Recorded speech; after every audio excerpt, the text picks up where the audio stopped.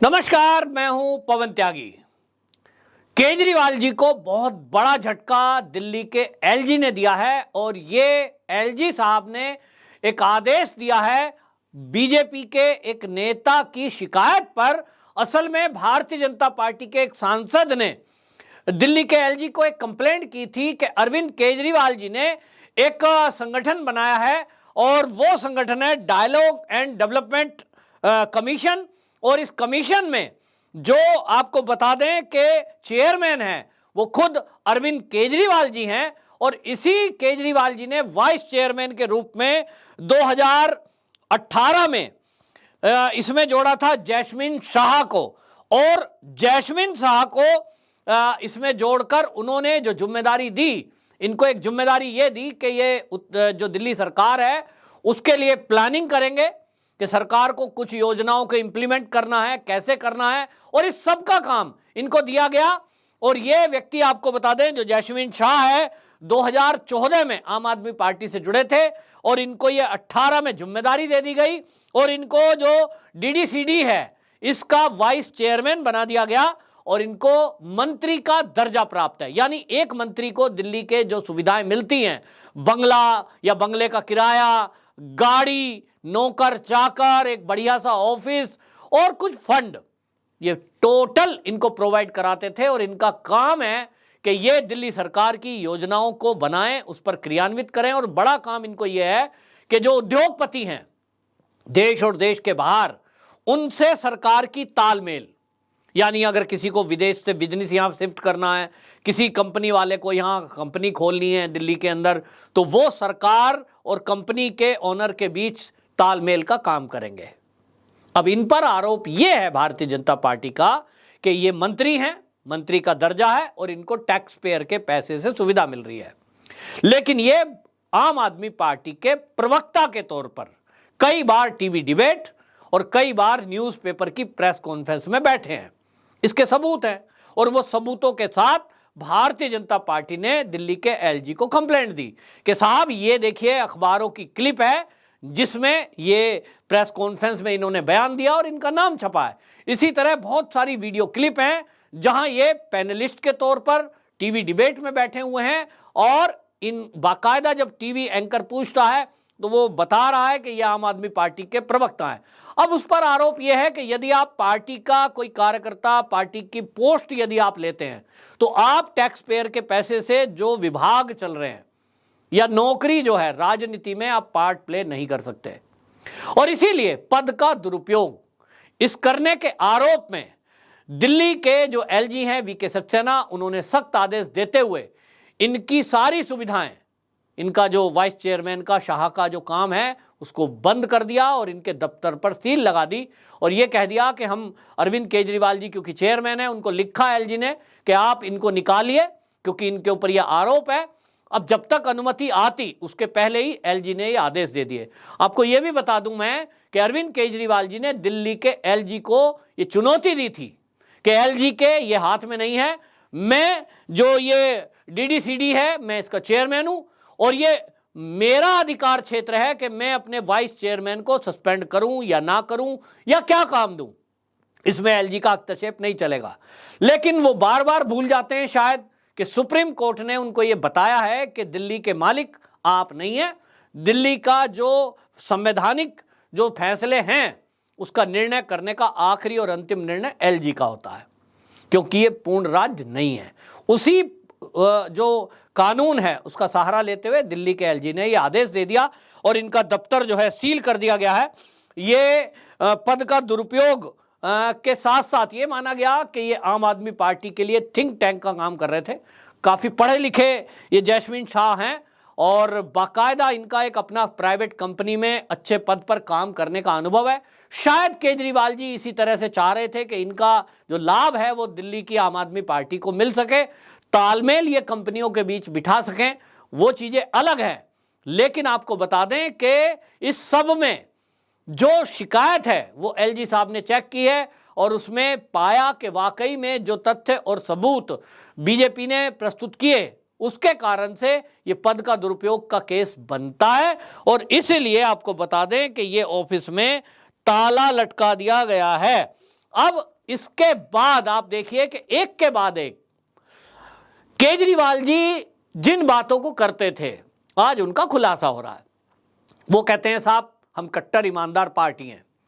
एक TV channel पर वो बाकायदा पत्रकार के जवाब में वो ये कह रहे थे कि जो सत्येंद्र जैन जेल में बंद है वो तो फर्जी केस है। वो कहते हैं साहब जो उनको पकड़ रखा है ईडी ने, ईडी के सूत्र जो है वो ईडी को कोर्ट में बुलाया जाता है। पत्रकार ने क्योंकि ये सवाल किया कि यदि आपके मंत्री सत्येंद्र जैन ईमानदार हैं और उन्होंने कोई अपराध सेल कंपनी के जरिए नहीं किया है तो फिर उनको कोर्ट से जमानत क्यों नहीं मिलती। ये भाजपा के नेता सवाल उठाते हैं। तो पत्रकार ने पूछ लिया तो उन्होंने जवाब दिया कि कोर्ट में क्योंकि ईडी पहुंचती ही नहीं है, उनकी तरफ से कोई जाता नहीं है, अगली तारीख मांग लेते हैं, सबूत कुछ देते नहीं है तो कोर्ट अगली तारीख लगा देता है। अब ये एक नेशनल चैनल पर ये बैठ करके इस तरह का झूठ बोलना ये पहले जमाने में चल जाता होगा। और मुझे तो उस पत्रकार के मौन रहने पर भी अब पूरा देश इस बात की चर्चा कर रहा है कि इतना बड़ा टीवी चैनल अपने आप को नंबर 1 कहने वाला, वो पत्रकार ने क्रॉस क्वेश्चन नहीं किया कि आप जो कह रहे हो ये तो गलत है। जो तारीख पड़ती है सत्येंद्र जैन जी की, जब तारीख पड़ती है न्यायालय में, सारे पत्रकार वहां मौजूद होते हैं कि आज सत्येंद्र जैन को कोर्ट में पेश किया जाएगा और आज जमानत याचिका पर सुनवाई होगी। तो क्या उनको पता नहीं है कि ईडी के अधिकारी, ईडी का वकील वहां पहुंचता है, पहुंचा कि नहीं पहुंचा? क्या ये ब्रेकिंग न्यूज नहीं है? लेकिन भारतीय जनता पार्टी का यह आरोप है और दिल्ली की जनता भी अब तो ये कह रही है कि ये केजरीवाल जी का मैनेजमेंट देखिए कि वो कोई टीवी चैनल इस बात को ब्रेकिंग न्यूज में नहीं चलाता कि केजरीवाल जी टीवी पर बैठकर झूठ बोल रहे हैं। ईडी का वकील हर तारीख में अगर नहीं जाएगा तो उसी दिन सत्येंद्र जैन को जमानत मिल सकती है, इसी बेस पे कि साहब ईडी तो आई नहीं है वो अपना पक्ष रखने के लिए और सत्येंद्र जैन जी का वकील कह रहा है कि ये निर्दोष हैं, छोड़ दो, तो छोड़ दिया जाएगा। इसका मतलब यह है कि सत्येंद्र जैन जी की यदि बार बार एप्लीकेशन रिजेक्ट हो रही है तो इसका मतलब यह हुआ कि ईडी का वकील जोरदार पैरवी कोर्ट में हर बार करता है। और अब तो यह कोर्ट का बाकायदा अखबारों में यह छप गया है कि कोर्ट ने क्या टिप्पणी की है। तो कोर्ट ने टिप्पणी की है कि प्रथम दृष्टया यह पाया गया है कि 1 करोड़ रुपए का ट्रांजैक्शन सत्येंद्र जैन जी ने शेल कंपनियों के जरिए किया। अब ये एक मंत्री जेल के अंदर बंद है और ये कहते हैं कट्टर ईमानदार हैं। कोर्ट की टिप्पणी आई है कि करोड़ का घपला हुआ है। शराब नीति की चर्चा पहले से चल रही है, इस पर लेकर भाजपा आक्रामक है। स्टिंग ऑपरेशन का खुलासा हो रहा है कि किसी से 150 करोड़ लिए, किसी से 200 करोड़ लिए। मान लीजिए वो सब फर्जी है तो भाई सीबीआई ने पूछताछ की और आप कह रहे हो सीबीआई को कुछ नहीं मिला, लेकिन सीबीआई आकर कहती है मीडिया में कि ऐसा कुछ नहीं है, हमने क्लीन चिट नहीं दी है, अभी हम जांच कर रहे हैं, जांच चल रही है, घोटाला है, घपला हुआ है। अब इसके बाद आप देखिए कि एक के बाद एक घोटाले खुल रहे हैं और अभी हाल ही में 2 एमएलए के ऊपर आरोप लगा कि एमसीडी का टिकट 90 लाख रुपए की रिश्वत में वो टिकट बेच रहे थे। फिर एक और घोटाला खुलता है कि एक एमएलए इनका वो बाकायदा एक अधिकारी को ट्रांसफर पोस्टिंग के नाम पर 1 करोड़ रुपया मांगता है कि तुम कमाओ कितना भी, मुझे 1 करोड़ रुपया इकट्ठा करके दो। एक के बाद एक घोटाले खुलते जा रहे हैं और ये अपने आप को कट्टर ईमानदार पार्टी कहते जा रहे हैं। जो जनता हंस रही है, दिल्ली नहीं अब तो गुजरात की जनता भी हंसती है। कहते हैं भाई अपने आप को कट्टर ईमानदार कहने से क्या फायदा है, एजेंसियां क्लीन चिट देगी, जनता बताएगी।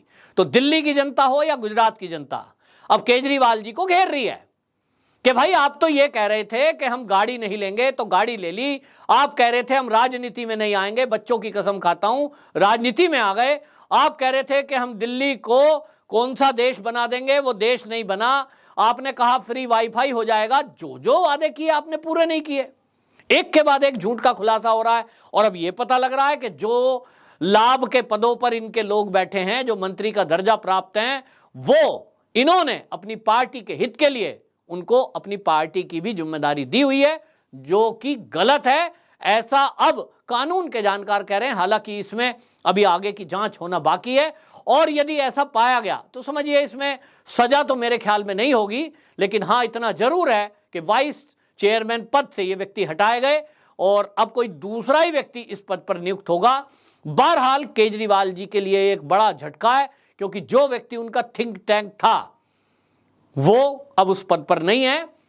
तो ये भी एक बात लग रही है इसमें कि देखिए किस तरह से उन्होंने अपनी सरकार में अपने लोगों को फिट किया हुआ था और देश की गाढ़ी कमाई जनता की, टैक्स पेयर का पैसा, उसका दुरुपयोग हो रहा था। वंदे मातरम।